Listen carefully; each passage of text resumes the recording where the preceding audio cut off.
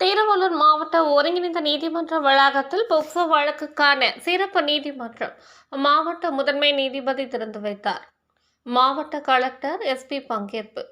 திருவள்ளூர் மாவட்ட ஒருங்கிணைந்த நீதிமன்ற வளாகத்தில் போக்சோ வழக்குக்கான சிறப்பு நீதிமன்ற திறப்பு விழா நடைபெற்றது. மாவட்ட கலெக்டர் மு. பிரதாப், மாவட்ட காவல் கண்காணிப்பாளர் ஸ்ரீனிவாச பெருமாள் முன்னிலை வகித்தனர். இதில் மாவட்ட முதன்மை நீதிபதி ஜே. ஜூலியட் புஷ்பா நீதிமன்றத்தை திறந்து வைத்து முதல் விசாரணையை துவக்கி வைத்து பேசினார்.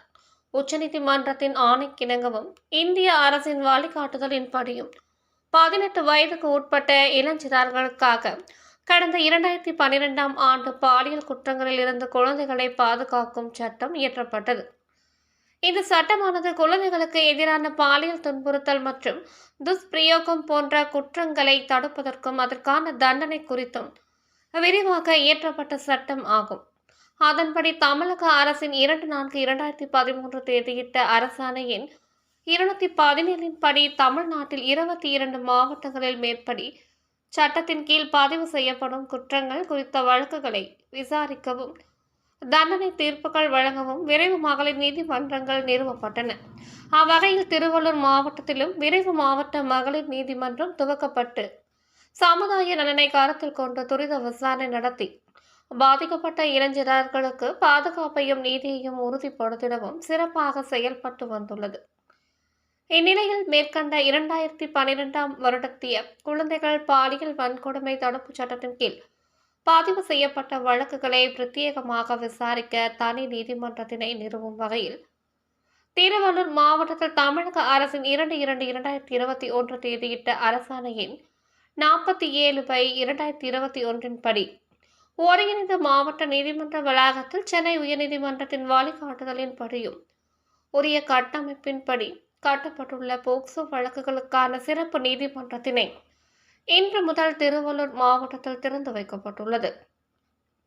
இந்த நீதிமன்றமானது பாதிக்கப்பட்ட இளைஞர்களின் சமுதாய பாதுகாப்பு கருதியும் அவர்களது விவரங்கள் குறித்த ரகசியங்கள் பாதுகாக்கப்பட வேண்டியும் போதிய நவீன கட்டமைப்பு வசதிகளுடனும் உச்சநீதிமன்றத்தின் வழிகாட்டுதலின்படியும் போக்சோ சட்டத்தின் விதிமுறைக்கும் பாதிக்கப்பட்ட இளஞ்சிறார் சிறுமிகளுக்கு உரிய பாதுகாப்பை உறுதி செய்யும் வகையிலும் நவீன கட்டமைப்பு வசதிகளுடன் கட்டப்பட்டுள்ளது குறிப்பிடத்தக்கது. இக்கட்டிடத்தில் குறிப்பாக பாதிக்கப்பட்ட சிறுமிகள் சென்று வர தனிப்பட்ட நுழைவாயில்கள் உள்ளன.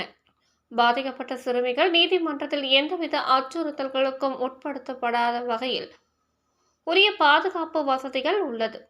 பாதிக்கப்பட்டவர்களுக்கு சிறுமிகள் இழைக்கப்பட்ட குற்றங்களை குற்றம் சாட்டப்பட்டவர் குறித்தும் நீதிபதிகளிடம் எவ்வித தயக்கமும் இன்றி தெரிவிக்க ஏதுவாக காணொலி வாயிலாக விசாரணை மேற்கொள்ள வசதிகள் ஏற்படுத்தப்பட்டுள்ளது. வழக்கு விசாரணையின் போது ஏற்படும் இடைவெளி நேரத்தில் பாதுகாப்பாக அமர்ந்து இருக்க தனியாக குளிரூட்டப்பட்ட அறை உரிய கழிவறை வசதியுடனும் கட்டப்பட்டுள்ளது.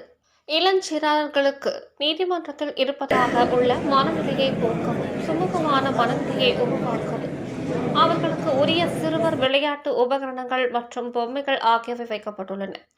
நீதிமன்றத்திற்கு வரும் பாதிக்கப்பட்ட குழந்தைகள் சிறார்களுக்கான பிரத்யேகமாக அவர்களை ஊக்குவிக்கும் சிறுவர் கதை புத்தகங்களும் மேலும் பாதிக்கப்பட்ட குழந்தைகளுடன் வரும் பெரியர்களுக்காகவும் அவர்களை ஊக்குவிக்கும் கருத்துக்கள் கட்டுரைகள் அடங்கிய புத்தகங்களும் வைக்கப்பட்டுள்ளன.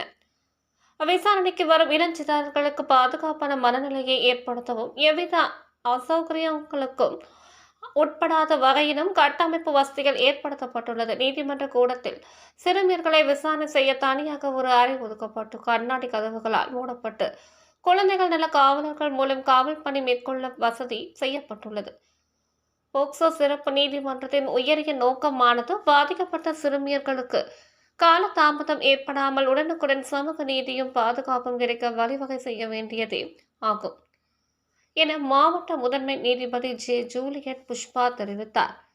அதனைத் தொடர்ந்து போக்சோ சிறப்பு நீதிமன்றத்தின் சிறப்பு அமர்வு நீதிபதி ஜி. சரஸ்வதி பொறுப்பேற்றுக் கொண்டார். இதில் திருவள்ளூர் மாவட்டத்தில் உள்ள நீதிபதிகள்,